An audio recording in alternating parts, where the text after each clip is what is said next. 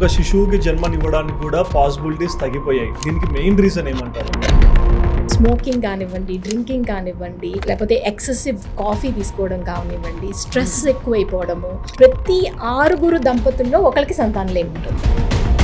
మీరు చెప్పిన దాని ప్రకారం చూస్తే రైట్ ఏజ్ ఫర్ మ్యారేజ్ అంటే ఒక ఫిమేల్కి you might laugh but it is early 20s. మన చుట్టూ ఉండే కెమికల్స్ మన రిప్రొడక్టివ్ సిస్టమ్ని చాలా పాడు చేస్తున్నాయి. మనం ఇప్పుడు అందరం ప్లాస్టిక్ వాటర్ బాటిల్స్లో తాగుతాం కదా, దట్ హ్యాస్ ఎండోక్రైన్ డిస్రప్టర్స్. కలిసిన తర్వాత వీర్యం బయటకు వచ్చేస్తుందండి, దీనివల్ల మాకు ప్రెగ్నెన్సీ రావట్లేదా అంటారు. ఒకటి గుర్తుంచుకోవాల్సింది ఏంటంటే, మనం కిడ్స్ని ప్లాన్ చేస్తున్నాం అని చెప్పి ఒకటి పెట్టేసుకొని ఒక చార్ట్ పెట్టుకొని ఒక డైట్, ఒక ప్రిన్సిపల్, బ్యాడ్ హ్యాబిట్స్ అన్ని అవాయిడ్ చేయాలని ఎట్లా పెట్టుకుంటారు. ఇది ఎంతవరకు వర్కౌట్ అవుతుంది? మెకానికల్గా అయిపోకూడదు. అది it's like love and bonding లాగా ఉండాలి, కానీ అది ఏదో ఒక మెషిన్ లాగా అట్లా చేయకూడదు అనమాట. మేడం, లూబ్రికెంట్స్ గురించి ఏమంటారు? మార్కెట్లో దొరికే చాలా వరకు లూబ్రికెంట్స్ స్పర్మ్ని చంపేస్తాయి. చాలా మంది జిమ్కి వెళ్ళే వాళ్ళని అడుగుతుంటారు, నువ్వు ప్రోటీన్స్ తీసుకుంటున్నావా, సప్లిమెంట్స్ తీసుకుంటున్నావా అని అడుగుతారు. ఎందుకు అలా అడుగుతారు? వాళ్ళు తీసుకునే సప్లిమెంట్స్లో ఎనబాలిక్ స్టీరాయిడ్స్ అని ఉంటాయండి. అదేంటి, మజిల్ బిల్డ్ చేయడానికి. బ్రెయిన్కి ఏం సిగ్నల్ అందుతుంది? టెస్టోస్టెరాన్ ప్రొడక్షన్ జరుగుతుంది అని సిగ్నల్ అంది. అసలు న్యాచురల్ టెస్టోస్టెరాన్ ప్రొడక్షన్ని బంద్ చేస్తుంది. న్యాచురల్ టెస్టోస్టెరాన్ ప్రొడక్షన్ బంద్ అయినప్పుడు స్పర్మ్ ప్రొడక్షన్ బంద్ అయిపోతుంది. 90% వరకు పడిపోతుంది స్పర్మ్ కౌంట్. అండ్ అది ఆపేసిన తర్వాత కూడా నెలలు, సంవత్సరాలు పట్టొచ్చు రీగెయిన్ అవ్వడానికి. కొంతమందికి పర్మనెంట్ డ్యామేజ్ జరుగుతుంది. ఐవీఎఫ్ దగ్గరకు వచ్చేసరికి ఇక్కడికి రావడానికి రైట్ టైం ఏంటి? ఐవీఎఫ్ అంటే ఇది ఏంటంటే, ఒక్కొక్క అండం చుట్టూ వేలాది సంఖ్యలో స్పర్మ్ ఉంచుదాం అనమాట. అందులో ఏంటి, బెస్ట్ స్పర్మ్ వెళ్ళి అండంతో కలుస్తుంది. బాడీలో ఎలా అయితే జరుగుతుందో ఇదే ల్యాబ్లో జరుగుతుంది. ఇప్పుడు మేల్కి మనకి స్పర్మ్ కౌంట్ తక్కువ ఉంది, మొటిలిటీ తక్కువ ఉంది, అట్లా ఉందనుకోండి, అప్పుడు మనమే ఒక్కొక్క స్పర్మ్ని సెలెక్ట్ చేసి ఒక్కొక్క అండంలోకి ప్రవేశపెడతాం. ఇది ఎంతవరకు సెక్యూర్ అంటారు? ఇప్పుడు ఐవీఎఫ్ అనగానే చాలా మందికి ఏంటంటే అపోహ, ఓకే పిండం తయారు చేసేసి లోపల పెట్టేస్తున్నాం, ఎందుకు 100% రావట్లేదు అని అడుగుతారు. 1990కిను ఇప్పటికి పోలిస్తే they said 50% drop in the sperm parameters. And వాళ్ళ ప్రెడిక్షన్ ఏంటంటే 2049, 2050కి అసలు 0 కౌంట్లు ఎక్కువ మందికి వస్తాయి అనేది. సో ఇది తెల్లవక్క తీసుకుంటారు. అందుకే అందరికీ చెప్పేది ఏంటంటే, దయచేసి పిల్లలు కావాలి అనుకునే వాళ్ళు. Hi viewers, welcome to Sudheer talks. నేను మీ హోస్ట్ సుధిరెడ్డి. జనరల్ ఈ రోజుల్లో చాలా మందిని చూస్తున్నామండి, పెళ్ళయ్యాక పిల్లలు పుట్టట్లేదంటూ ఎన్నో హాస్పిటల్స్ తిరుగుతున్నారు. అండ్ ఇంకొంతమంది అయితే ఐవీఎఫ్ దగ్గర కూడా వెళ్తున్నారు. బట్ ఒకప్పుడు కాలంలో మనం చూస్తే చాలా మంది న్యాచురల్ ప్రెగ్నెన్సీలో ఎంతో మంది పిల్లలకు కూడా జన్మనిచ్చే తల్లుల్ని మనం చూసాం. బట్ ఇవాళ సొసైటీ ఎంత మోడర్న్గా, ఎంత టెక్నాలజీకి అప్డేట్ అయిపోయిందంటే, పిల్లల్ని కనడానికి కూడా ఐవీఎఫ్ అనే పద్ధతిని చూస్ చేసుకుంటున్నారు. మరి ఐవీఎఫ్ పద్ధతిలో ఎన్నో డౌట్స్ మన మైండ్లో ఉంటాయి కదా, మరి ఆ డౌట్స్కి సరైన సమాధానం ఎక్కడి నుంచి వస్తుంది? సో ఆ సమాధానం కోసమే మన ముందర ఒక డాక్టర్ ఉన్నారండి, డాక్టర్ విద్యాలత అట్లూరి గారు. ఐవీఎఫ్ కి సీనియర్ స్పెషలిస్ట్ అని కూడా చెప్పుకోవాలి. మరి ఐవీఎఫ్ గురించి అండ్ ప్రెగ్నెన్సీ రిలేటెడ్ ప్రతి ఒక్క ఇష్యూ గురించి కూడా మన ఫేవరెట్ డాక్టర్ అడిగి తెలుసుకుందాం. Hi madam. హలో సుధీర్. ఎలా ఉన్నారు? బాగున్నాను, మీరు ఎలా ఉన్నారు? I'm so happy madam. Busy ఉండి కూడా లైక్ మీ టైం ఇచ్చి చాలా విషయాలు షేర్ చేసుకోవడానికి వచ్చినందుకు. సో ఫస్ట్ థింగ్ మేడం, ఒకప్పుడు సొసైటీని చూస్తే అంటే లైక్ మా పేరెంట్స్ కానీ వాళ్ళ పేరెంట్స్ కానీ అడుగుతుంటాం, ఎంతమంది పిల్లలు అంటే మాకు 7 మంది ఉండేవాళ్ళు, ఒకరు చనిపోయారు, 6 మంది బ్రతుకున్నాం అంటారు. బట్ ఈరోజు ఒక శిశువుకి జన్మనివ్వడానికి కూడా పాసిబిలిటీస్ తగ్గిపోయాయి. దీనికి మెయిన్ రీజన్ ఏమంటారు? మారుతున్న జీవన శైలి.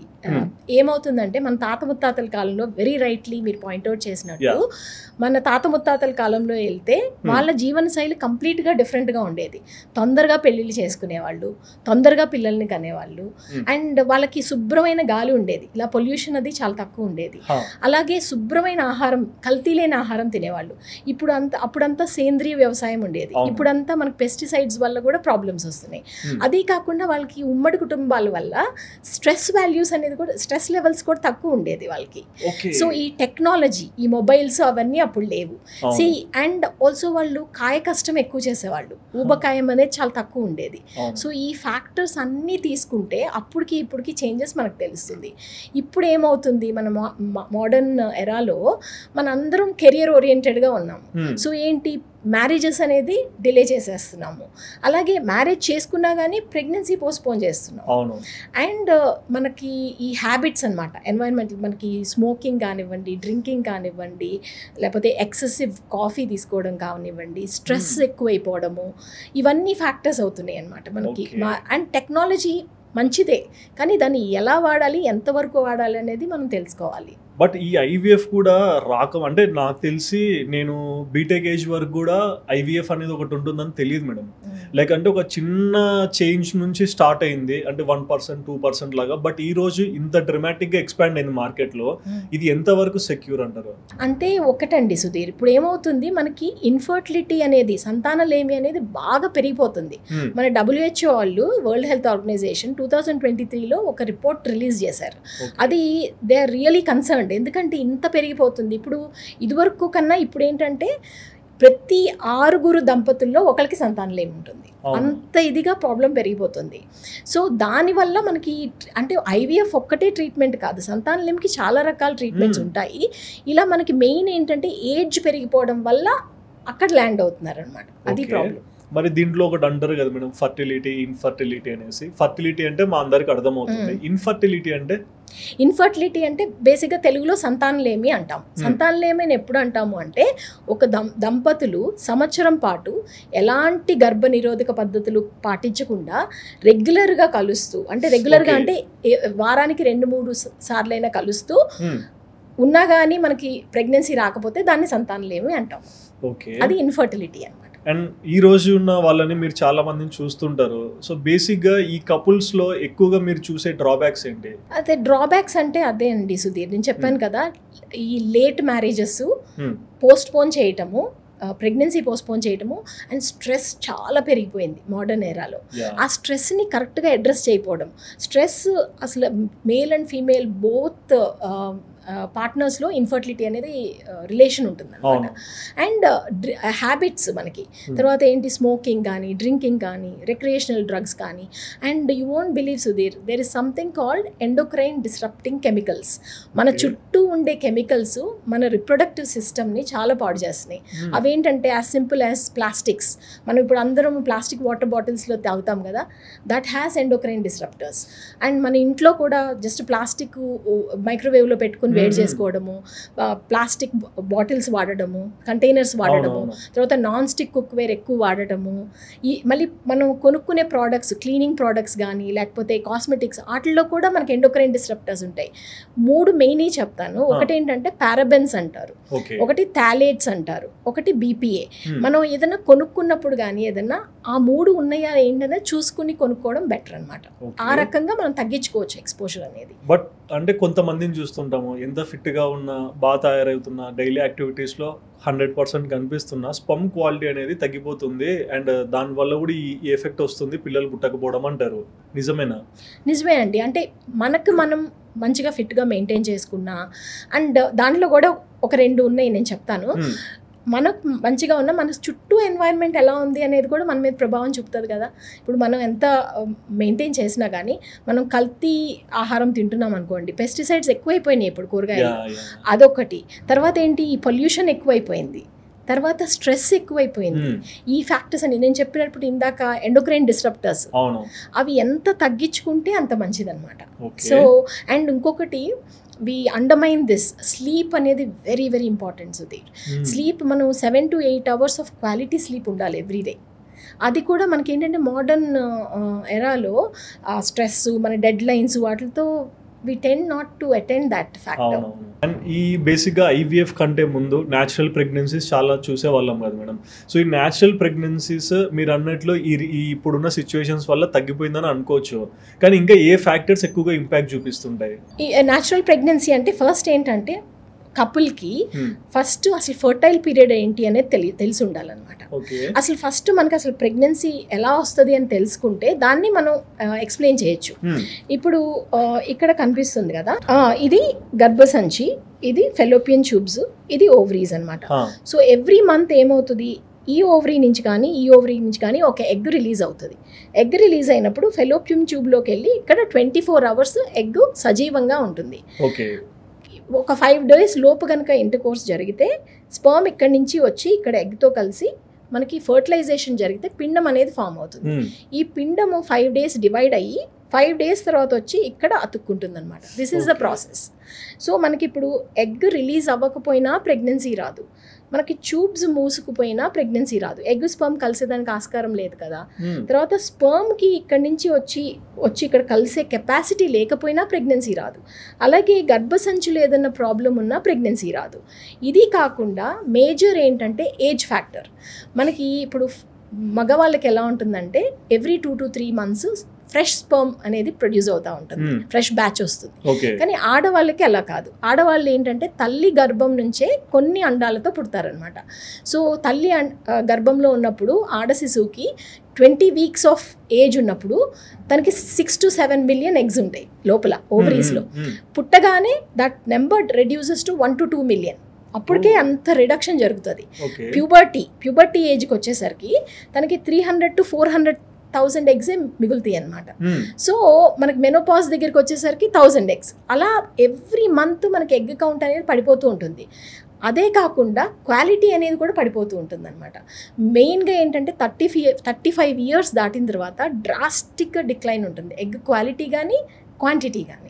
సో ఈ ఫ్యాక్టర్స్ అనేది చాలా ఉంచుకోవాలి. అండ్ అదర్ థింగ్ ఈజ్ ఇదివరకటి రోజుల్లో మేల్ ఫర్టిలిటీ అనేది అంత ఎక్కువ ఉండేది కాదు. ఇప్పుడు నేను చెప్పాను కదా ఇందాక, మారుతున్న జీవన శైలిని బట్టి అది కూడా ఎక్కువైంది. అండ్ ఇదివరకట్లో మేల్ ఏజ్ని అంత ఎంఫసైజ్ చేసేవాళ్ళు కాదు. కానీ ఇప్పుడు మేల్ ఏజ్తో కూడా రిలేషన్ ఉంది. 40 years తర్వాత కూడా స్పర్మ్ క్వాలిటీ పడుతోంది. సో అది కూడా చాలా ఇంపార్టెంట్. అంటే మీరు అన్న ప్రకారం చూస్తే ఈ రోజుల్లో కొంతమందిని చూస్తున్నాం మేడం, ట్రెండ్ అని చెప్పేసి 35కో 36కో పెళ్లి చేసుకునే వాళ్ళు ఉన్నారు. సో అంటే ఆఫ్టర్ 36 కానీ నియర్ టు 40 ఉన్న వాళ్ళు పిల్లల్ని కనాలనుకోండి, కన్నారనుకోండి, ఆ పిల్లలకి ఏమైనా ఇంపాక్ట్ ఉంటుందా? డెఫినెట్గా ఇంపాక్ట్ ఉంటుంది సుధీర్. సో క్రోమోజోమల్ అబ్నార్మాలిటీస్ అంటే జన్యుపరమైన అబ్నార్మాలిటీస్ పెరుగుతూ ఉంటాయి అన్నమాట. మనకి ఏజ్, ఫీమేల్ ఏజ్ పెరిగే కొద్దీ ఫ్యాక్టర్స్ పెరుగుతూ ఉంటాయి. ఇప్పుడు డౌన్ సిండ్రోమ్ అంటారు కదా, అదేంటంటే మామూలుగా 35 years వాళ్ళకి 1 in 350 ప్రెగ్నెన్సీస్లో వస్తుంది. అదే 38కి వచ్చేసరికి 1 in 150, 40కి వచ్చేసరికి 1 in 100. అట్లా నీకు రిస్క్ పెరిగిపోతూ ఉంటుంది, జన్యుపరమైన ప్రాబ్లమ్స్ పెరుగుతూ ఉంటాయి. అందుకనే మిస్క్యారేజెస్ కూడా ఎక్కువ అవుతూ ఉంటుంది అనమాట. మీరు చెప్పిన దాని ప్రకారం చూస్తే రైట్ ఏజ్ ఫర్ మ్యారేజ్ అంటే ఒక ఫిమేల్కి, you might laugh but it is early 20s. Early 20s is the right age to conceive. Female. But having said that, and I would say first pregnancy at least 30 లోపు అయిపోవాలండి. 30 లోపు అయిపోవాలి. Male ki also that good age is under 30 is what I would say. Ante best age ante, but they have a little bit more leeway than females. Ante 35-40 వరకు పర్వాలేదు. Okay. And ఇక్కడ కూడా చూస్తుంటాం madam, అంటే ఇప్పుడున్న generation marriages అన్ని మీరు చూడొచ్చు, హస్బెండ్కి వైఫ్కి ఆల్మోస్ట్ 5 years 3 years ఇట్లా గ్యాప్ పెట్టి మరి పెళ్లి చేస్తుంటారు. సో దీంట్లో ఏమన్నా పిల్లలకు సంబంధించిన విషయం కూడా ఒకటి ఇంక్లూడ్ అయి ఉంటుందా?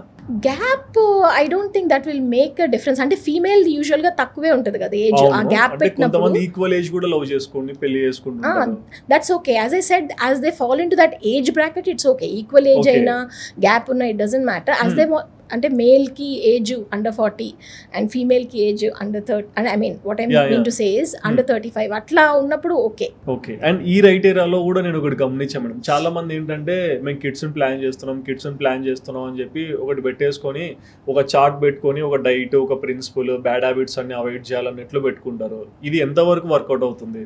అది మంచిదే కదా సుధీర్. అంటే బ్యాడ్ హ్యాబిట్స్ అవాయిడ్ చేయడం వల్ల మంచిదే కదా. అంటే హెల్దీ ఎంబ్రియోస్ వస్తాయి, హెల్దీ స్పర్మ్, హెల్దీ ఎగ్ వస్తుంది కదా. మనకి ఎగ్ స్పర్మ్ క్వాలిటీ ఇంప్రూవ్ చేసుకోవాలంటే ఈ బ్యాడ్ హ్యాబిట్స్ నుంచి దూరంగా ఉండడమే కదా. అది మంచిదే. కాకపోతే ఏంటంటే వాట్ ఐ ఫీల్ ఇస్ మెకానికల్గా అయిపోకూడదు. అది it's like love and bonding లాగా ఉండాలి, కానీ అదేదో ఒక మెషిన్ లాగా అట్లా చేయకూడదు అనమాట. ఇప్పుడు నేను I tell you an example. నేను యూకేలో ప్రాక్టీస్ చేసినప్పుడు ఇక్కడ కూడా కపుల్స్ వచ్చి అంటే కన్సల్టేషన్ రూమ్లో వాదించుకోవడం చూశాను కొంతమంది కపుల్స్ని. ఎలా అంటే ఇప్పుడు ఫర్టైల్ పీరియడ్ ఉంది, ఆ ఓవ్యులేషన్ డే రోజు ఈయన లేరు, బయటకు వెళ్ళిపోయారు, ఈ సైకిల్ వేస్ట్ అయిపోయింది అట్లా అనుకుంటారు. కానీ it doesn't work like that. ఎలా ఉంటుందంటే ఇందాక చెప్పినట్టు ఎగ్ అనేది 24 hours సజీవంగా ఉంటుంది, కానీ స్పర్మ్ అనేది మన ఫీమేల్ రిప్రొడక్టివ్ ట్రాక్ట్లో 5 days వరకు సజీవంగా ఉంటుంది. సో ఫర్టైల్ పీరియడ్ అనేది 5 days leading up to ovulation. ఇప్పుడు ఒకరికి రెగ్యులర్గా పీరియడ్ వస్తుంది అనుకోండి, 28 days సైకిల్ అనుకోండి, యూజువల్గా ఓవ్యులేషన్ అనేది 14 days బిఫోర్ నెక్స్ట్ పీరియడ్ జరుగుతుంది. అంటే డే 14 ఇస్ హర్ ఓవ్యులేషన్.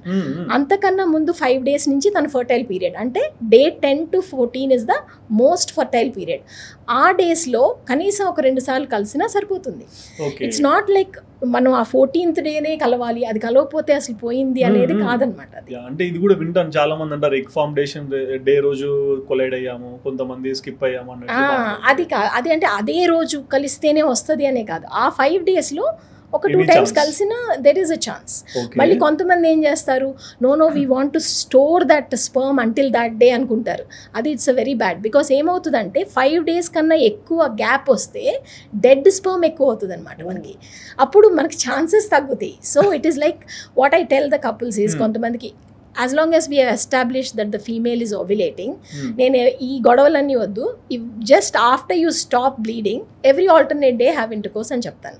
అట్లా ఏమవుతుందంటే you're unlikely to miss the window అనమాట. సో అండ్ దీంట్లో కూడా మేడం, అంటే ఇప్పుడు సరే బేబీ ఫామ్ అయింది, ప్రెగ్నెన్సీ గ్రోత్ వచ్చేసింది, 5 months 6 months ఇట్లా నడుస్తుంటుంది, సడన్గా ఒక ఫ్లాష్ న్యూస్ లాగా మిస్క్యారేజ్ అయిపోయింది, పలానా రీజన్ అని చెప్పేస్తారు. అంటే జనరల్గా ప్రతి ఒక్కరు కూడా ఏంటంటే ఇప్పుడు దెబ్బ తగిలింది, చాలా ప్రొటెక్టివ్గా చూసుకుంటారు, చేతినైనా ఎక్కడ దెబ్బ తగిలితే అక్కడ. మరి బేబీ వస్తున్నప్పుడు చాలా అంటే ఎక్కువ కేర్ తీసుకుంటారు కదా, కానీ ఎందుకు మిస్క్యారేజ్ అవుతుంది?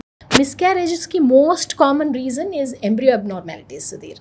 అంటే మనకి ఆ పిండంలోనే అబ్నార్మాలిటీ, అంటే జన్యుపరమైన అబ్నార్మాలిటీ ఉండటం వల్ల మిస్క్యారేజెస్ అవుతాయి. అది ఎప్పుడు అవుతుంది, as I said, female age ఎక్కువ ఉండే కొద్దీ, ఎస్పెషలీ ఓవర్ 35 ఉండే కొద్దీ మిస్క్యారేజ్ ఛాన్స్, ఎస్పెషల్లీ ఓవర్ 40 అయితే ఇంకా చాలా ఎక్కువ ఉంటుంది మిస్క్యారేజ్ ఛాన్స్. ఈ క్రోమోజోమల్ అబ్నార్మాలిటీస్ వల్ల మిస్క్యారేజెస్ అవుతాయి. ఇంకా మిగతా కాజెస్ కూడా ఉంటాయి, అంటే ఏమన్నా రక్తం కొంచెం ఎక్కువ గడ్డగట్టే కేపబిలిటీ ఉన్నప్పుడు కూడా, లేకపోతే ఏదన్నా హార్మోన్ లోపాల వల్ల కూడా మిస్క్యారేజ్. ఇప్పుడు థైరాయిడ్ ప్రాబ్లమ్స్ ఉంటాయి, అవి కరెక్ట్ చేయకపోయినా కూడా మిస్క్యారేజ్, లేకపోతే డయాబెటీస్ ఎక్కువ ఉండి అది కరెక్ట్ అవ్వకపోయినా కూడా మిస్క్యారేజ్. ఇవన్నీ ఫ్యాక్టర్స్ ఉంటాయి, కానీ మోస్ట్ ఆఫ్ ద మిస్క్యారేజెస్ ఏంటంటే జన్యుపరమైన లోపాల వల్ల వస్తుంది అనమాట. And in a way nature is protecting you, అంటే అదే బాడీ అంటే uterus is rejecting the pregnancy అన్నమాట. అది. అండ్ కొంతమంది ఏమంటారు అంటే, ఇప్పుడు చూసుకున్నాను మేడం, అంటే బిలో 30 వాళ్ళని కూడా చూసినా back to back miscarriage face చేస్తున్నారు. సో అంటే వీళ్ళు యంగ్ బ్లడ్, యంగ్ ఆర్గాన్స్ అంతా కరెక్ట్ గానే ఉంటాయి కదా, మరి వీళ్ళకి ఎందుకు ఇలా? వీళ్ళకి కూడా ఇంకా వేరే కారణాలు ఉండొచ్చు కదా వాళ్ళకి మిస్క్యారేజెస్ కి. అంటే జన్యుపరమైన ఇది ఒకటి, హార్మోన్ లోపాలు ఏమైనా ఉన్నాయేమో, లేకపోతే రక్తంలో ఏదైనా లోపాలు ఉన్నాయేమో, లేకపోతే ఇమ్యూన్ ఫ్యాక్టర్స్ ఏమైనా ఉన్నాయేమో, ఇవన్నీ కూడా చాలా కారణాలు ఉంటాయి. అవి కూడా కానీ చాలా అంటే కొంత పర్సంటేజ్ 30% వరకు అన్ఎక్స్ప్లెయిన్డ్ అంటాం మిస్క్యారేజెస్. ఈవెన్ ఆఫ్టర్ 2 miscarriages కూడా ఏమి ఇన్వెస్టిగేషన్స్ అన్నీ చేసి 2-3 miscarriages తర్వాత ఏమి కారణం కలుపుకోకపోయినా కూడా వాళ్ళకి సపోర్టివ్ కేర్ ఇస్తే 75% will have a normal outcome, normal pregnancy.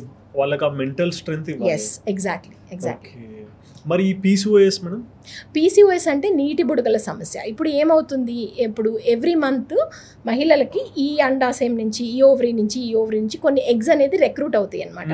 అందులో బ్రెయిన్ నుంచి సిగ్నల్స్ తీసుకుని ఒక ఎగ్ పెరిగి ఓవ్యులేట్ అవుతుంది, మిగతా అన్ని చచ్చిపోతాయి. నెక్స్ట్ మంత్ మళ్ళీ ఫ్రెష్గా వస్తుంది.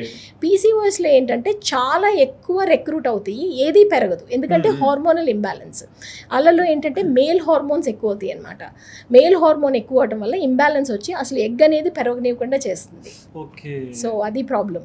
అండ్ ఇప్పుడు బేసిక్గా ఐవీఎఫ్ దగ్గరకు వచ్చేసరికి మరి ఇవన్నీ డ్రాబ్యాక్స్ ఉండి బ్యాక్ స్టెప్ తీసుకుంటారు, తర్వాత ఐవీఎఫ్కి రావాలి, ఐవీఎఫ్లో మనం ఫర్టిలిటీ చేసుకొని ఒక బేబీకి జన్మనివ్వాలని డిసైడ్ అవుతారు. సో ఇక్కడికి రావడానికి రైట్ టైం ఏంటి, ఏ పీరియడ్లో రావాలి వీళ్ళు? అంటే అసలు ఫర్టిలిటీ స్పెషలిస్ట్ దగ్గరికి ఎప్పుడు రావాలి అంటున్నారా? దానికి ఏంటంటే ఫస్ట్ అసలు న్యాచురల్గానే ట్రై చేయమంటామండి. 1 year regular intercourse 1 year, అది ఎప్పుడు ఫీమేల్ ఏజ్ 35 కన్నా తక్కువ ఉంటే 1 year ట్రై చేసిన తర్వాత ఒకసారి ఇవాల్యుయేషన్ చేయించుకోవాలి. ఫీమేల్ ఏజ్ కనుక 35 కన్నా ఎక్కువ ఉందనుకో 6 months ట్రై చేసిన తర్వాతే రావాలి. ఓకే, ఇప్పుడు వచ్చిన తర్వాత కూడా వెంటనే ఐవీఎఫ్లు అవి సజెస్ట్ చేయము, ఎందుకంటే ఫస్ట్ బేసిక్ ఎవాల్యుయేషన్ చేసుకోవాలి. ఏంటది, అసలు మహిళకి మనకి అండం రిలీజ్ అవుతుందా లేదా, ఓకే, రెగ్యులర్గా పీరియడ్స్ ఉన్నాయా లేదా, తర్వాత ట్యూబ్స్ ఓపెన్ ఉన్నాయా అనేది టెస్ట్ చేసుకుంటాం. తర్వాత అసలు యూట్రస్ అంతా బాగుందా స్కాన్ చేసుకుంటాం, అసలు తనకు అండాల కౌంట్ ఎంత ఉంది అనేది టెస్ట్ చేస్తాం, అలాగే స్పర్మ్ అనాలిసిస్ చేస్తాం. ఇవన్నీ కూడా బాగున్నాయి అనుకోండి, ఇప్పుడు ఏజ్ని బట్టి, ఏజ్ కనుక తక్కువ ఏజ్ అనుకో ఇంకొంచెం కాలం ట్రై చేయమని చెప్తాము. అదే కనుక ఏజ్ ఎక్కువ ఉంటే కనుక then we will discuss the options అనమాట. ఓకే. అలా ఉంటుంది. అది ఒకటి ఫస్ట్ టైం ఒకటి. సెకండ్ ఏంటంటే ఆల్రెడీ ఇర్రెగ్యులర్ పీరియడ్స్ ఉన్నాయనుకో, you don't wait, you just go and get it evaluated అనమాట. మనకి ఎందుకంటే అది ఇర్రెగ్యులర్ పీరియడ్స్ ఉంటే ఓవ్యులేషన్ జరిగే ఆస్కారం తక్కువ కదా, సో అది ఎవాల్యుయేట్ చేయించుకోవాలి. అలాగే థర్డ్ ఏంటంటే ఫ్యామిలీలో ఎవరికైనా ప్రిమెచ్యూర్ మెనోపాజ్ అంటే మదర్కి కానీ సిస్టర్ కానీ తొందరగా పీరియడ్స్ ఆగిపోయినాయి అనుకోండి 40 years లోపు, వాళ్ళు కూడా తొందరగా వెళ్ళి కన్సల్ట్ చేయాల్సి వస్తుంది. అండ్ తర్వాత ఏంటంటే కలిసేటప్పుడు డిఫికల్టీస్ ఉన్నాయి అనుకోండి, మేల్కి లేకపోతే ఇరెక్టైల్ డిస్ఫంక్షన్ కానీ ఇజాక్యులేటరీ డిస్ఫంక్షన్ కానీ లేకపోతే అసలు కలవడానికి ప్రాబ్లం అవుతుంది, వాళ్ళు కూడా వెళ్ళి కన్సల్ట్ అవ్వాలి. అలాగే ఇంతకుముందు ఏమైనా సెక్షువల్లీ ట్రాన్స్మిటెడ్ డిసీజెస్ వచ్చినాయి, ఇన్ఫెక్షన్స్ వచ్చినాయి అనుకోండి, అప్పుడు కూడా తొందరగా కన్సల్ట్ అవ్వాల్సి వస్తుంది. PCOS కానీ ఎండోమెట్రియోసిస్ అనే కండిషన్ ఉంటుంది, ఈ రెండు ఉన్నా కూడా వెంటనే కన్సల్ట్ అవ్వాల్సి వస్తుంది. ఓకే. అంటే వీళ్ళకి ఇది వచ్చి అంటే కొన్నిసార్లు ఏమవుతుందంటే మేడం, ఇంపాక్ట్ అయ్యాక రికగ్నైజ్ అయ్యాక వెళ్ళడం వేరు, మనంతటా మనం తెలుసుకోవడం వేరు కదా. సో ఇది ఎలా తెలుసుకోవాలంటే కొంతమందికి ఉంటుంది కానీ ఆ టైం వరకు వెయిట్ చేయాలంటే ఎక్కువ డ్యామేజ్ అవుతుంది కదా. అవును. ఇప్పుడు PCOS ఉందనుకోండి సుధీర్, ఎవరికైనా కానీ ఇర్రెగ్యులర్ పీరియడ్స్ ఉన్నాయి అనుకోండి, ఇర్రెగ్యులర్ పీరియడ్స్ ఉంది, తర్వాత మేల్ హార్మోన్ ఎక్కువ ఉంది. అసలు PCOS అంటే ఏంటంటే మనకి ఈ మూడిట్లో ఏ రెండు ఉన్న PCOS. ఒకటి ఏంటంటే ఇర్రెగ్యులర్ పీరియడ్స్ ఉండటము, సెకండ్ది increased male hormone in the system, అంటే అన్వాంటెడ్ హెయిర్ గ్రోత్ ఉంటుంది ఫేస్ మీద కానీ బాడీ మీద కానీ, ఇట్లాంటి సైన్స్ కనిపించినప్పుడు. తర్వాత థర్డ్ది ఏంటంటే స్కాన్ చేయించుకున్నప్పుడు నీటి బుడగల్లాగా మనకి ఐడెంటిఫై అవుతుంది ఓవరీస్లో. ఈ మూడిట్లో ఏ రెండు ఉన్నా కానీ PCOS కింద అనమాట. అలాగే ఎండోమెట్రియోసిస్ అని ఇంకో కండిషన్ ఉంటుంది. ఎండోమెట్రియోసిస్ అంటే ఏంటంటే గర్భసంచి పొర గర్భసంచిలో తో పాటు బయట కూడా ఉంటుంది.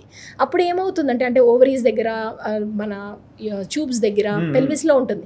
అప్పుడు ఏమవుతుంది, మామూలుగా నెల నెల యూట్రస్ నుంచి బ్లీడింగ్ అవుతుంది కదా, ఆ షెడ్డింగ్ అయినప్పుడు ఆ ఏరియాస్ కూడా బ్లీడ్ అవుతాయి అనమాట. కానీ దానికి ఎస్కేప్ రూట్ లేదు కదా, అప్పుడు ఏమవుతుంది అతుకుల్లాగా ఫామ్ అవుతాయి లోపల. అప్పుడు ఏంటి ఎగ్ రిలీజ్ అవ్వకుండా చేయడము, లేకపోతే అసలు ట్యూబ్లు మూసుకుపోవడము, లేకపోతే వాళ్ళు ఎలా ఐడెంటిఫై చేయాలి అంటే సివియర్ పెయిన్ ఉంటుంది పీరియడ్స్ అప్పుడు.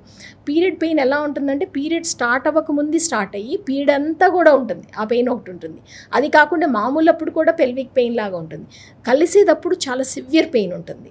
ఇవన్నీ చూసి ఇలాంటి లక్షణాలు ఉంటే కనుక ఎండోమెట్రియోసిస్ ఉండొచ్చు అనేది మనం ఎవాల్యుయేట్ చేయించుకోవడం మంచిదన్నమాట. ఓకే. అండ్ మరి ఇప్పుడు IVF పద్ధతిని ఫిక్స్ అయిపోయారు అనుకోండి, మీరు టెస్ట్లు ఇవన్నీ చేశాక వాళ్ళు ఫర్దర్ ముందరికి వస్తారు కదా, మరి వచ్చినప్పుడు ఎట్లా తీసుకుంటారు? అంటే ఆ అన్నంలో నుంచి ఇంకొక అన్నం తీసుకొని దాన్ని ఎగ్ ఫామ్ చేస్తారు కదా, సో ఆ ప్రాసెస్ ఏంటి? IVF అంటే ఏంటంటే ఇన్విట్రో ఫర్టిలైజేషన్. సో నార్మల్గా మహిళలకు ఒక అండం పెరుగుతుంది కదా, ఎవ్రీ మంత్ కొన్ని అండాలు రిక్రూట్ అవుతాయి ఎవ్రీ ఓవరీ నుంచి, ఒకటి పెరిగి మిగతా అన్ని చచ్చిపోతాయి. ఓకే. ఈ IVFలో ఏంటంటే అన్నిటినీ రిక్రూట్ అయిన అన్నిటినీ పెంచే ఆస్కారం ఉండేలాగా 9 to 10 days ఎవ్రీడే ఇంజెక్షన్ ఇస్తామన్నమాట, హార్మోన్ ఇంజెక్షన్. సో ఇవి పెరుగుతున్నాయా లేదా అనేది ఒక 2-3 స్కాన్స్ చేసుకొని అండాల సైజు కనుక ఒక 18 millimeters అట్లా వచ్చినప్పుడు దెన్ ఫైనల్ ఒక ఇంజెక్షన్ ఇచ్చి 36 hours తర్వాత అండాలని తీయడం జరుగుతుంది. అండాలు తీసేది అనేది చిన్న ప్రక్రియ. అదేంటంటే ఇంటర్నల్ స్కాన్ అని ఉంటుంది, వెజైనల్ స్కాన్ అనమాట. దానికి ఒక చిన్న నీడిల్ వేసి కింద నుంచి వెళ్ళి అండం తీస్తాం, ఎక్కడ కట్స్ అనేది ఉండవు, ఎనస్థీషియా ఇచ్చి తీస్తారు. అండ్ మన మేల్ పార్ట్నర్ నుంచి స్పర్మ్ తీసుకొని, సో 2 రకాలుగా ఫర్టిలైజ్ చేయొచ్చు సుధీర్. ఒకటి ఏంటంటే IVF అంటే ఇది ఏంటంటే ఒక్కొక్క అండం చుట్టూ వేలాది సంఖ్యలో స్పర్మ్ ఉంచుతాం అనమాట. అందులో ఏంటి బెస్ట్ స్పర్మ్ వెళ్ళి అండంతో కలుస్తుంది. బాడీలో ఎలా అయితే జరుగుతుందో ఇదే ల్యాబ్లో జరుగుతుంది, కానీ ఇది అన్నిటికీ సూట్ అవ్వదు. ఇప్పుడు మేల్కి మనకి స్పర్మ్ కౌంట్ తక్కువ ఉంది, మొటిలిటీ తక్కువ ఉంది, అట్లా ఉందనుకోండి, అప్పుడు మనమే ఒక్కొక్క స్పర్మ్ని సెలెక్ట్ చేసి ఒక్కొక్క అండంలోకి ప్రవేశపెడతాం. దీన్ని ICSI అంటారు, ఇంట్రా సైటోప్లాస్మిక్ స్పర్మ్ ఇంజెక్షన్. ఇది చేస్తామన్నమాట. ఇది చేసిన తర్వాత అసలు అవి ఫర్టిలైజ్ అయినాయా లేదా అని తెలుసుకోవడానికి నెక్స్ట్ డే చెక్ చేసినప్పుడు ఒక సెల్ 2 న్యూక్లియై, ఇది ఫర్టిలైజ్ అయిన ఎగ్. సెకండ్ డేకి ఇది 2 to 4 సెల్స్గా డివైడ్ అవుతుంది అనమాట. అండ్ థర్డ్ డేకి ఇది 6 to 8 సెల్స్గా డివైడ్ అవుతుంది. అండ్ ఫోర్త్ డేకి it's ball of cells called morula. And 5th డేకి ఇట్లా బ్లాస్టోసిస్ లాగా ఫామ్ అవుతుంది అనమాట. ఇందులో చూడండి ఇన్నర్ సెల్ మాస్, ఇది బేబీని ఫామ్ చేసే సెల్స్, అవుటర్ సెల్ మాస్ మాయ అంటారు కదా, ప్లసెంటా, ఇక్కడ నుంచి ఫామ్ అవుతుంది. ఈ స్టేజ్లో మనం ఎంబ్రియో ట్రాన్స్ఫర్ చేస్తాం. ఎంబ్రియో ట్రాన్స్ఫర్ అనే దానికి సెడేషన్ ఏం అవసరం లేదు, అది సింపుల్ పద్ధతే. యూట్రస్లో గర్భసంచిలోకి ఒక చిన్న ట్యూబ్ తీసుకొని ఆ ట్యూబ్ ద్వారా అల్ట్రాసౌండ్ స్కాన్ ద్వారా ఎంబ్రియోని లోపల పెడతాం అనమాట. పేరుకి ఐవీఎఫ్ కానీ ప్రాసెసింగ్ అంతా న్యాచురల్ లా తీసుకెళ్తారు. అంటే ఇది న్యాచురల్ కింద రాదు అండి, ఎక్కువ చేస్తున్నాం కదా, ఎక్కువ ఎగ్స్ ని బయటికి లేకుండా చేస్తున్నారు. యా, కట్స్ ఏం ఉండవు, కింద నుంచి తీయడమే, కట్స్ ఏం ఉండవు. బట్ దీంట్లో ఎక్కువ వినేది స్పర్మ్ డోనర్స్. ఈ డోనర్స్ గురించి మీరు ఏం చెప్తారు, అంటే ఎంతవరకు సెక్యూర్డ్? అంటే స్పర్మ్ డోనర్స్ అనేది అందరికీ అవసరం లేదా. హస్బెండ్కి కనుక కౌంట్ అంతా బాగుండి, ఈవెన్ కౌంట్ లేని వాళ్ళకి కూడా 0 స్పర్మ్ కౌంట్ ఉన్నా కూడా, అంటే 0 స్పర్మ్ కౌంట్ ఉందనుకోండి, దాన్ని ఎజూస్పర్మియా అంటాము. ఎజూస్పర్మియా అంటే అసలు ఏమి మనకి వీర్యంలో స్పర్మ్ కణాలు ఏం కనిపించలేదు, వాళ్ళకి కూడా ఇలాంటి పద్ధతిలో వాళ్ళ స్పర్మ్తో చేయగలిగే కెపాసిటీ ఉంది. ఎలా అంటే ఇప్పుడు స్పర్మ్ అసలు కనిపించలేదు అనుకోండి, దానికి అసలు కారణాలు ఏమనేది ఫస్ట్ ఎతకాలి.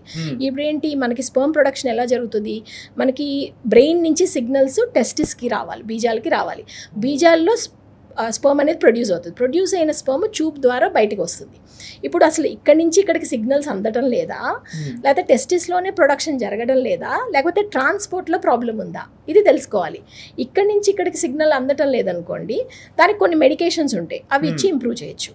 సరే, ట్యూబ్స్ ఏమైనా బ్లాక్ అయినాయి అనుకోండి, బయటకు వచ్చేది, దాన్ని మనకి ఒక్కోసారి సర్జరీ ద్వారా కరెక్ట్ చేయొచ్చు, లేకపోతే డైరెక్ట్గా బీజాల నుంచి స్పర్మ్ తీసేయచ్చు బయటకి, అదొక పద్ధతి. తర్వాత స్పర్మ్ టెస్టిస్లోనే అసలు ప్రొడక్షన్ జరగట్లేదు, టెస్టిస్ ఫెయిల్ అయిపోయింది. అసలు ఎందుకు ఫెయిల్ అయిపోయింది అనేది కొన్ని జెనెటిక్ టెస్ట్లు ఉంటాయి, అవి చేసుకున్నాక, కొన్ని హార్మోన్ టెస్ట్లు ఉన్నాయి, అవి చేసుకున్న తర్వాత చాలా మందిలో బీజాల నుంచి డైరెక్ట్గా స్పర్మ్ తీసి ఆ స్పర్మ్ని ఈ ఎగ్తో ఫర్టిలైజ్ చేసి వాడచ్చు. 0 స్పర్మ్ కౌంట్ ఉన్నా కూడా ప్రెగ్నెన్సీ ఛాన్సెస్ ఉంటాయి అన్నమాట. బట్ ఇది ఒక ఫ్యాక్ట్ విన్నా మేడం, అంటే లైక్ ఆల్మోస్ట్ కమింగ్ 5-10 ఇయర్స్లో మ్యాక్సిమం 0 స్పర్మ్ కౌంట్ అవుతుందని విన్నాను, నిజమేనా? అంటే కొంతవరకు నిజం ఉంది. అంటే ఎలా అంటే మనకు ఒక స్టడీ అనేది రిలీజ్ అయింది సుధీర్, 1990కిను ఇప్పటికి పోలిస్తే they said 50% drop in the sperm parameters generally globally in both male and female. ఇది sperm for male. Okay. And వాళ్ళ ప్రెడిక్షన్ ఏంటంటే 2049 2050కి అసలు 0 కౌంట్లు ఎక్కువ మందికి వస్తాయి అనేది. 2050 యా. అండ్ ఫీమేల్కి మేడం? ఫీమేల్కి కూడా అదే, అండాలు వాళ్ళకి ఎలాగో బయోలాజికల్ క్లాక్ క్విక్గా జరుగుతూ ఉంటుంది కదా, మనకి 35 నుంచి షార్ప్ డిక్లైన్ ఉంటుంది, 40 నుంచి అసలు యాక్సలరేటెడ్ డిక్లైన్ ఉంటుంది ఎగ్ కౌంట్ అనేది. సో బయోలాజికల్ క్లాక్ ఫీమేల్కి ఎప్పుడు ఉంటుంది అది ఫాస్ట్గా. ఇప్పుడు జనరల్గా ఈ ఫార్మేషన్ ఎగ్ ఇంజెక్ట్ చేస్తారు, గ్రో అవుతుంటుంది. సో ఎప్పటి నుంచి మనం దీన్ని బేబీ ఫార్మేషన్లో చూడగలుగుతాం? అంటే మనం ల్యాబ్లోనే ఎంబ్రియో చూస్తాం కదా, ఆ ఎంబ్రియోస్కి గ్రేడింగ్ అనేది ఇస్తాము. ఆ గ్రేడింగ్లో బెస్ట్ గ్రేడెడ్ ఎంబ్రియో అనేది తీసి లోపల పెడతాము.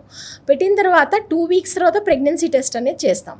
ప్రెగ్నెన్సీ టెస్ట్ పాజిటివ్ అయితే ఆ తర్వాత 2 వీక్స్కి స్కాన్ చేస్తే స్కాన్లో కనిపిస్తుంది మనకి. సో అప్పటి నుంచి అంటే దీంట్లో ప్రిఫరెన్స్ ఉంటుందా మేడం, మేల్ ఫీమేల్? లేదండి, అది ఇల్లీగల్, అది ఇండియాలో ఇల్లీగల్, మనం అది సెలెక్షన్ చేయడానికి లేదు. జనరల్ గా ఆ థాట్ కూడా పెట్టుకోవచ్చు ఇన్ కేస్ అదర్ కంట్రీస్ లో ఉంటుంది, కానీ మన ఇండియాలో కంప్లీట్లీ ఇల్లీగల్. ఓకే. అండ్ దీంట్లో కూడా ట్విన్స్ కూడా, అంటే ఇప్పుడు ఎగ్జాంపుల్ మన ఫెదరర్ చూస్తాను, ఫస్ట్ కాన్పులు 2 కవల పిల్లలే, సెకండ్ కాన్పులు 2 కవల పిల్లలే, వీళ్ళు ఎలా పుడతారు మేడం అసలు? అంటే ఇప్పుడు నేను ఎంబ్రియోస్ తయారు చేయడం చూపించాను కదా సుధీర్, దాంట్లో ఎన్ని ఎంబ్రియోస్ మనం ట్రాన్స్ఫర్ చేస్తున్నాము అనే దాన్ని బట్టి మనకి మల్టిపుల్ ప్రెగ్నెన్సీ రేట్ ఉంటుంది. నిజంగా మాట్లాడితే, న్యాయంగా మాట్లాడితే, రూల్స్ ప్రకారం వెళ్తే కనుక మనకి ఐవీఎఫ్లో కూడా 20% కన్నా తక్కువే ఉండాలి ట్విన్స్, కరెక్ట్గా మనం రెగ్యులేషన్స్ ఫాలో అవుతాయి. అంటే మనం ఏంటి, మంచి ఎంబ్రియో, టాప్ క్వాలిటీ ఎంబ్రియో ఒకటి పెట్టామనుకో, ఎస్పెషల్లీ యంగర్ ఏజ్ గ్రూప్ వాళ్ళకి, అండర్ 33-34 వాళ్ళకి వై ట్రాన్స్ఫర్ టు ఒక్కటి పెట్టామనుకోండి, మనకు ట్విన్నింగ్ రేటు సిగ్నిఫికెంట్గా రెడ్యూస్ చేస్తాం. అంటే ఆ ఒక్కటి కూడా స్ప్లిట్ అయ్యి 2గా అయ్యే ఛాన్సెస్ less than 5% ఉంటుంది. కానీ మనం 2 పెట్టామనుకోండి, then your multiple pregnancy rate increases. నేను ఎగ్జాంపుల్ చెప్తాను, అంటే మనం కౌన్సిల్ చేసే దాంట్లో ఉంటుంది సుధీర్. ఇప్పుడు నా దగ్గరగా ఒక పేషెంట్ వచ్చారు, ఇప్పుడు she delivered a beautiful baby bye recently. వాళ్ళు ఏంటంటే మేల్ ఫ్యాక్టర్ అనమాట, హస్బెండ్కి స్పర్మ్ కౌంట్ చాలా తక్కువ ఉంది, తనకి కూడా నీటి బుడగల సమస్య ఉంది. She only 28 year old. So మంచి ఐవీఎఫ్ చేసాము, ఎంబ్రియోస్ ఎక్స్ట్రాక్ట్ చేసాము, తనకి ఒక్కటే పెడతానని చెప్పాను నేను ముందు నుంచి. రోజు నా ఆఫీస్లోకి రావడము ముందు నుంచి, మేడం 2 పెడతారా, మేడం 2 పెడతారా అంటే, లేదమ్మా నీకు ఇలా ప్రాబ్లమ్స్ ఉంటాయి, ట్విన్ ప్రెగ్నెన్సీలో ప్రాబ్లమ్స్ ఉంటాయి, ఇవన్నీ రోజు కౌన్సిల్ చేసేదాన్ని. వచ్చి ఒకరోజు బయట సెంటర్స్ అందరూ 2 పెడుతున్నారు మేడం, మీరు ఎందుకు పెట్టరు మేడం, 2 అంటే రోజు తను ప్లీజ్ అంటాం, నేను ప్లీజ్ అంటాం, ఇలా జరిగింది. సో చివరికి ఒకటే, నేను I have convinced her, I put 1 embryo.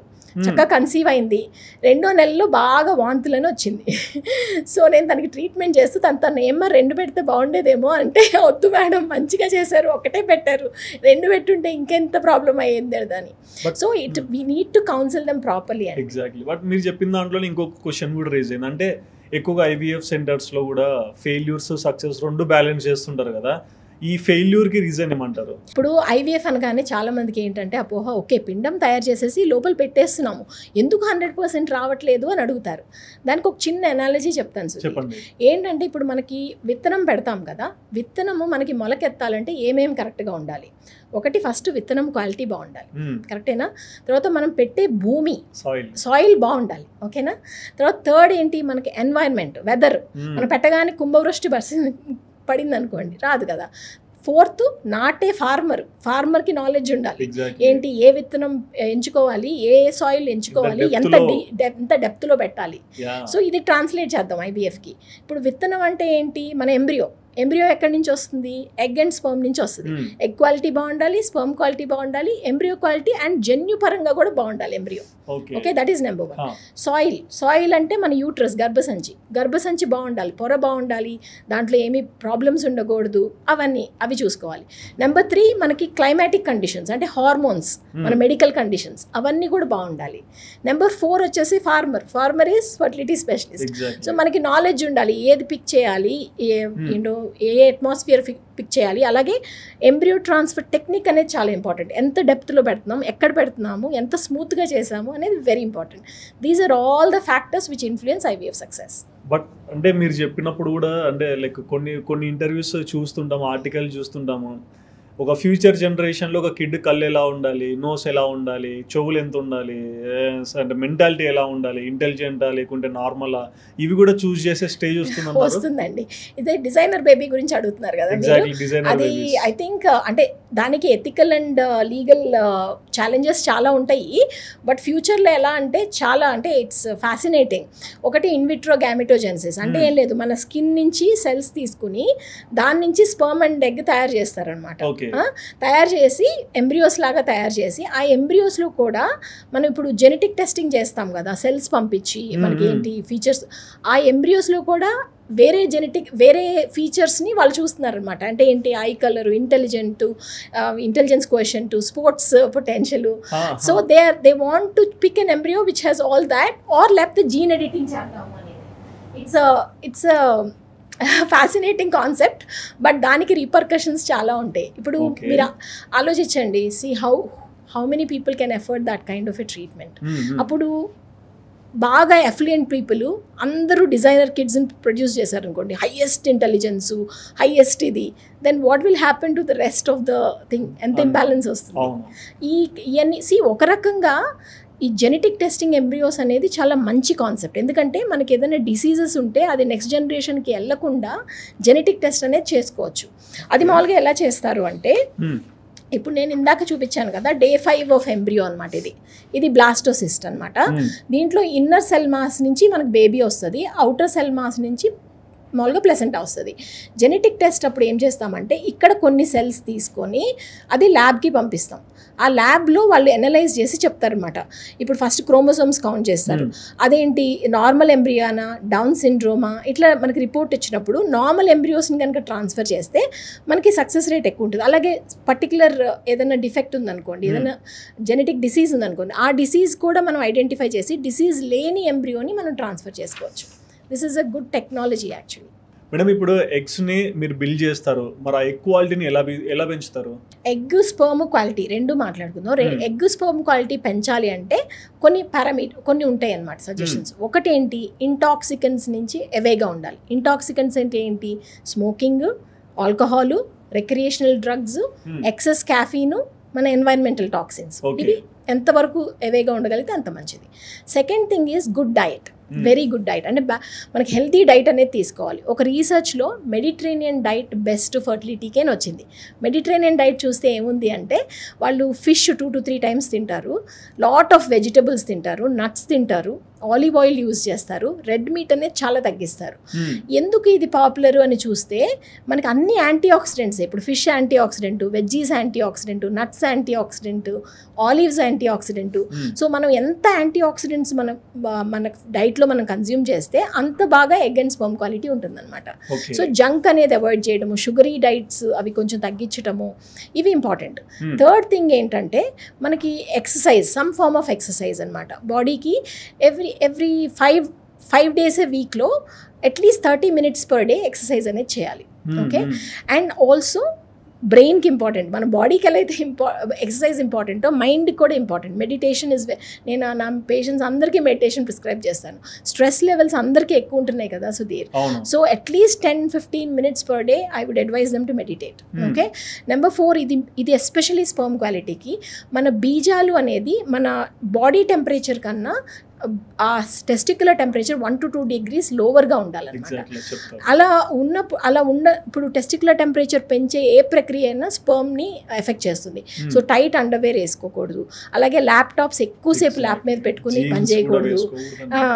And also కొంతమందికి ఇక్కడ అంత లేదు కానీ వెస్ట్రన్ వరల్డ్లో జిమ్లో సోనా అని ఒక రూమ్ ఉంటుంది, అక్కడ ఎక్కువసేపు కూర్చుంటారు. అది కూడా హీటెడ్ ఎన్వైర్న్మెంట్ కదా, అది కూడా అవాయిడ్ చేయాలి. అలాగే కొంతమంది సాఫ్ట్వేర్ వాళ్ళు ఎక్కువ 12 hours అట్లా కూర్చుని పని చేస్తారు. అలా కూర్చునే వాళ్ళు ఎవ్రీ 1 to 2 hours ఒక వాక్ చేసి వచ్చి కూర్చోమని చెప్తాను నేను. These are all the things that you need to take care of అన్నమాట. అది కాకుండా మీకు ఏమన్నా కండిషన్స్ ఉన్నాయనుకోండి, థైరాయిడ్ ప్రాబ్లం కానీ లేకపోతే డయాబెటీస్ కానీ ఏమన్నా ప్రొలాక్టిన్ ప్రాబ్లం, ఇవన్నీ కూడా కరెక్ట్ చేసుకోవాలి ముందే. అండ్ ఈ లైఫ్ స్టైల్లోనే చాలా చేంజెస్ తీసుకోవాలన్నమాట. నిద్ర బాగా పోవాలి. Some people they don't know how much valuable the sleep is. స్లీప్లోనే మనకి రెస్ట్ అంత రిపేర్ మెకానిజం అనేది జరుగుతుంది. అండ్ ఆల్సో హార్మోన్స్ కూడా రెగ్యులేట్ అవుతాయి స్లీప్లో. మనకి స్లీప్ కనుక 7 to 8 hours కన్నా తక్కువ ఉంటే మనకి ఓవ్యులేషన్ కూడా ఎఫెక్ట్ అవ్వచ్చు, స్పర్మ్ క్వాలిటీ ఎఫెక్ట్ అవ్వచ్చు, ఈ ప్రాబ్లమ్స్ అన్నీ వస్తాయి అన్నమాట. So these are all the important. And obesity అనేది అనదర్ ఫ్యాక్టర్ ఫర్ ఇన్ఫర్టిలిటీ.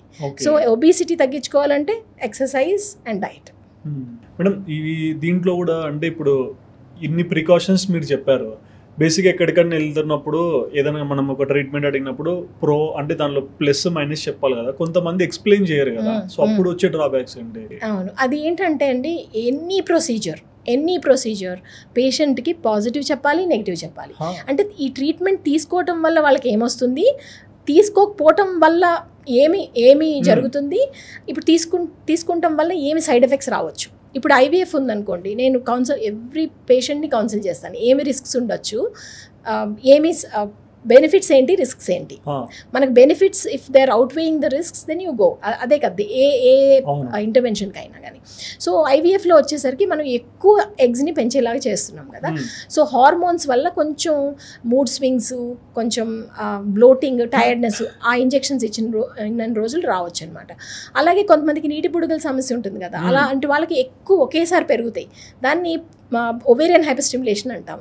దానికి పర్వాలేదు, ఏంటంటే ఎగ్స్ తీసేసి స్పర్మ్తో ఫెర్టిలైజ్ చేసి ఫ్రీజ్ చేసుకుని ఆ సైకిల్లో ఎంబ్రియోని పెట్టాం, నెక్స్ట్ సైకిల్లో ఎంబ్రియోని పెడతాం. దానికి ఆ టెక్నిక్స్ ఉన్నాయన్నమాట.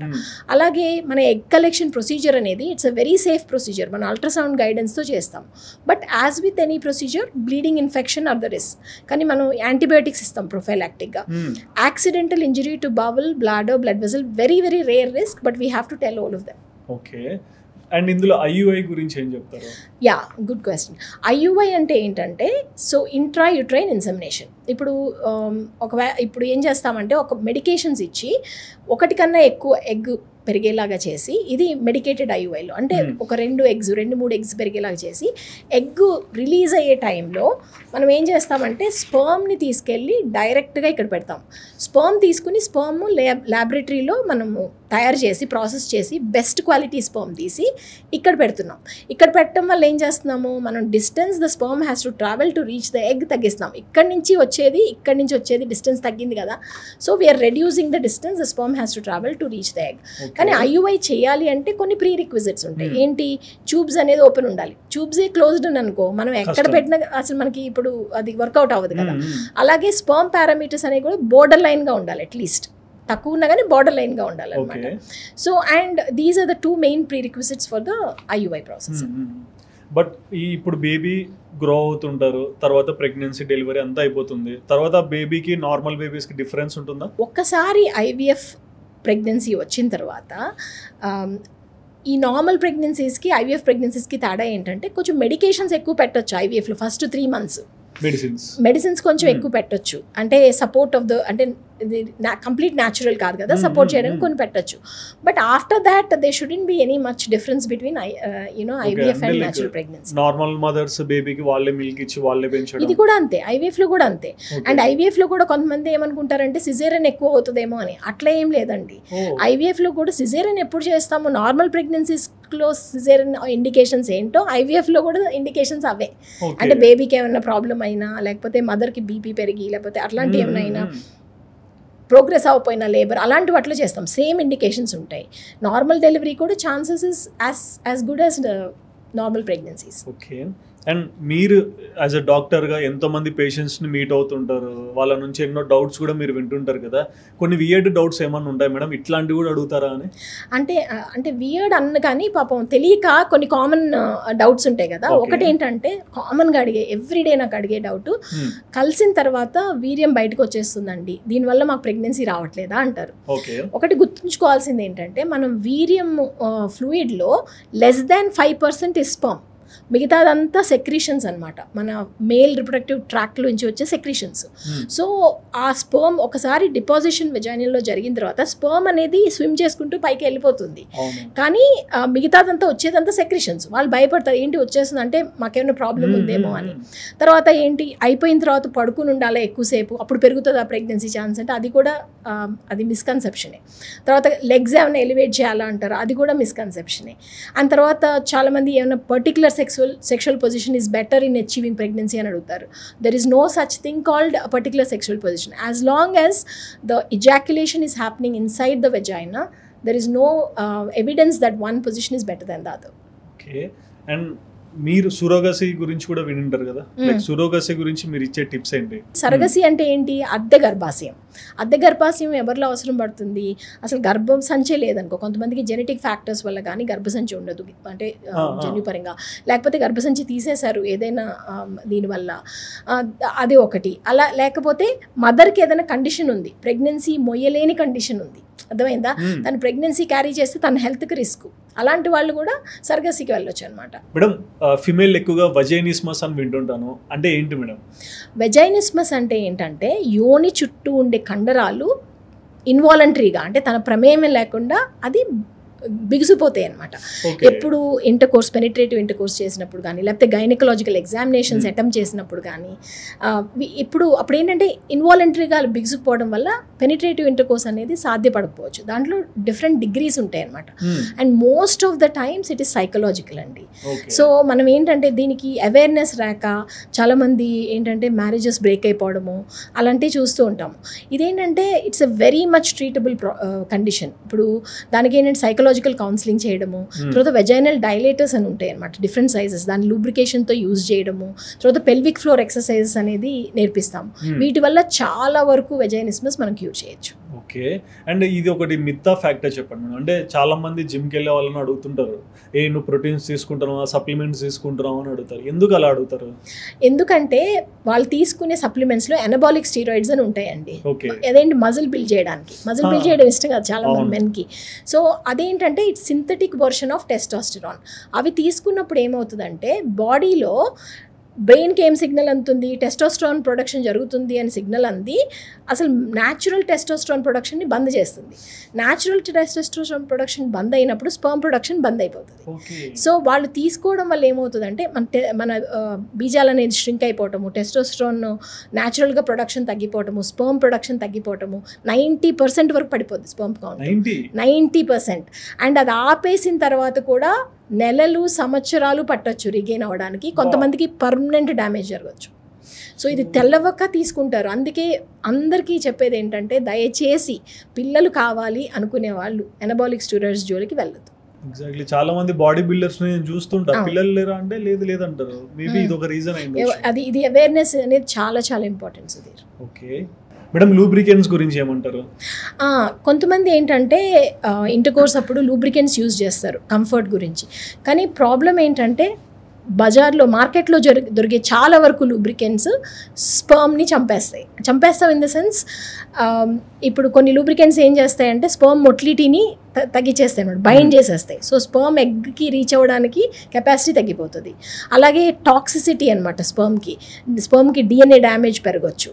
సో అసలు మనం సంతానం కోసం ప్రయత్నిస్తూ ఈ లూబ్రికెంట్స్ వాడితే ఏమవుతుందంటే అసలు మనమే ఛాన్సెస్ తగ్గించుకుంటున్నాం. అలా అని అసలు లూబ్రికెంట్స్ మరి మాకు ఎలా అండి కావాలి అంటే కొన్ని ప్రెగ్నెన్సీ సేఫ్ లూబ్రికెంట్స్ ఉంటాయి.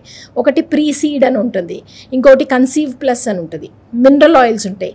ఇవి యూజ్ చేయొచ్చు అనమాట లూబ్రికేషన్కి. మేడం, మరి IVFలో ఎగ్ డోనర్స్ కానీ స్పర్మ్ డోనర్స్ కానీ ఎక్కువగా ఎవరికి అవసరం ఉంటారు? మంచి క్వశ్చన్ సుధీర్. ఎగ్ డొనేషన్ అనేది ఇప్పుడు కొంతమందికి ఏంటంటే ఓవరీస్ ఫంక్షన్ అనేది 40 years లోపు పడిపోతుంది, తగ్గిపోతుంది అనమాట, ఫెయిల్ అయిపోతాయి. దాన్ని ప్రిమెచ్యూర్ ఓవేరియన్ ఫెయిల్యూర్ అంటాం. అలాంటి వాళ్ళకి డోనర్ ఎగ్స్ అవసరం పడుతుంది. అలాగే ఏజ్ బాగా అడ్వాన్స్ అయ్యి ఓవర్ 42 years వాళ్ళకి ఎగ్ క్వాలిటీ పడిపోయి వాళ్ళకి అసలు ఎగ్ నెంబర్సే లేకపోతే అప్పుడు కూడా డోనర్ ఎగ్స్ అవసరం అవుతుంది. ఇక డోనర్ స్పర్మ్ విషయాలకు వస్తే మ్యాన్కి స్పర్మ్ కౌంట్ 0 ఉండి బీజాల నుంచి కూడా స్పర్మ్ రాకపోతే అప్పుడు స్పర్మ్ డోనర్ అవసరం ఉంది. మేడం, ఫర్టిలిటీ ప్రిజర్వేషన్ అంటే ఏంటి? ఫర్టిలిటీ ప్రిజర్వేషన్ అంటే ఏంటంటే, సరే ఇప్పుడు మనకి ప్రెగ్నెన్సీ వద్దు, మేము ఒక 5-10 years వరకు మాకు ప్రెగ్నెన్సీ వద్దు అని అనుకుంటారు. అప్పుడు ఏమవుతుంది, వాళ్ళకి ఏజ్ పెరిగిపోతున్నప్పుడు మనకి ప్రెగ్నెన్సీ ఛాన్సెస్ తగ్గుతాయి, ఎగ్ స్పర్మ్ క్వాలిటీ పడుతుంది కదా. అప్పుడు ఏం చేయాలంటే మన ఫర్టిలిటీని మన కంట్రోల్లోకి తీసుకోవచ్చు అనమాట. అప్పుడు ఏంటి, ఇప్పుడే గనక మన ఎగ్స్ కానీ మన స్పర్మ్ కానీ లేకపోతే మన ఎంబ్రియోస్, పెళ్ళైన జంటలైతే ఎంబ్రియోస్ని ప్రిజర్వ్ చేసుకుని మనకి ప్రెగ్నెన్సీ ఎప్పుడు కావాలి అనుకుంటే అప్పుడు మనం we can go for that అనమాట. ఇది సోషల్ ఫ్రీజింగ్. తర్వాత మెడికల్ ఫ్రీజింగ్ ఉంటుంది. మెడికల్ ఫ్రీజ్ అంటే కొంతమందికి ఏంటంటే క్యాన్సర్ వచ్చి కీమోథెరపీ, రేడియోథెరపీ అవసరం పడతాయి. ఆ కీమోథెరపీ, రేడియోథెరపీ చేసినప్పుడు మనకి స్పర్మ్ సెల్స్, ఎగ్ సెల్స్ అన్నీ డిస్ట్రాయ్ అవుతాయి అనమాట.